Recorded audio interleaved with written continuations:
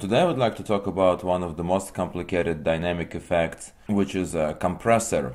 I'm going to be using Ableton Live since it's the DAW I'm most familiar with, but I'm sure that all contemporary DAWs have their own versions of compressors. I have here a drum loop that I have downloaded from this course's week 4 video listing page called Drums for Limiting Experiment.aif. So you can also download it and experiment with it on your own. What I want to do is to run this drum loop through a compressor and record the resulting output onto a new track. So I'm going to create a new track, call it output. So now I'm going to route the signal from track 1 to track 2 to the output track. Make sure that the monitor is set to in. So now when we play this track, we can see that the signal from this track is going to the output track, and we can see its signal in this level bar. So let's add the compressor effect to our compressor track. So a compressor is a device that reduces a dynamic range of a sound. And when we talk about a compressor, we usually refer to a downward compressor, which works by making loud signal quieter and then increasing the volume of the resultant output. Here we set a threshold that determines at which level of volume that is measured in decibel the compressor starts responding. This is our ratio that determines the degree by which compressor is suppressing the loud sounds that go above the threshold.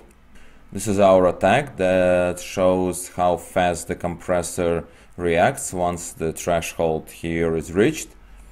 And this is our release that determines how fast the compressor stops working after the volume level went below the threshold.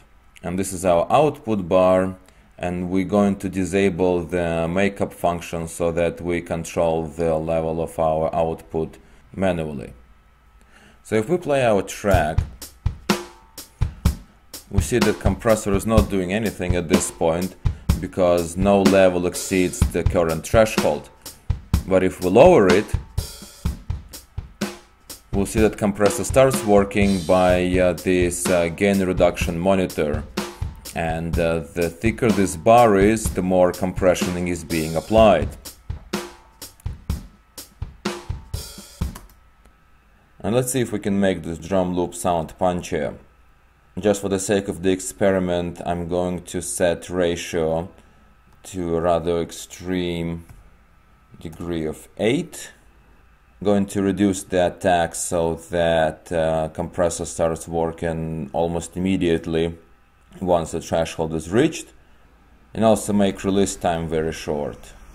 And this compressor also has some additional parameters that other DAW compressors may not necessarily have, and you can choose between how the compression envelope is being calculated. So we can set it to RMS, which stands for root mean square, which means that compressor would respond to the overall volume of the signal rather than single peaks.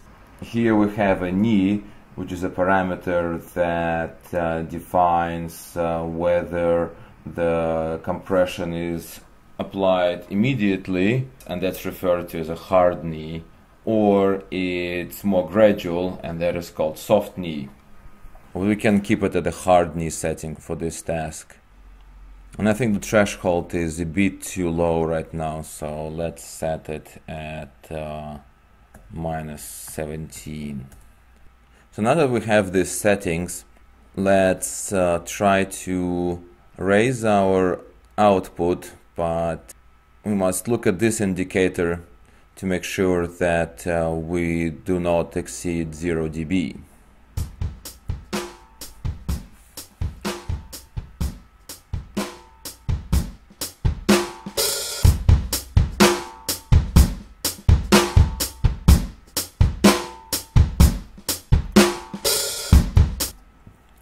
So now that we have our settings determined, let's try recording the resulted sound.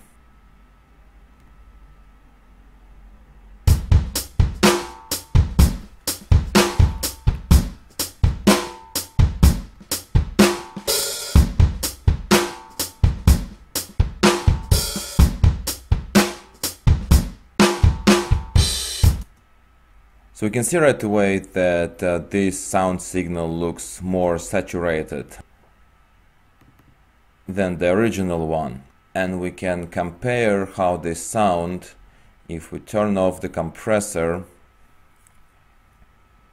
send this audio to master, stop this track, play our original track,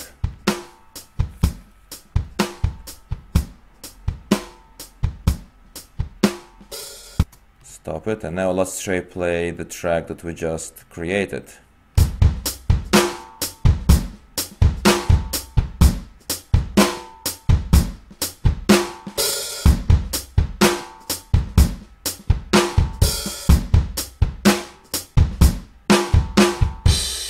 And we can see that both of these tracks were staying within 0 decibel level, but that this track sounded much louder because we reduced the dynamic range so that we made the loudest parts of the signal quieter and then brought up the level of it, and that increased the signal's perceived loudness. So that's it, that concludes my lesson. I hope you found this video helpful. Thank you for watching it.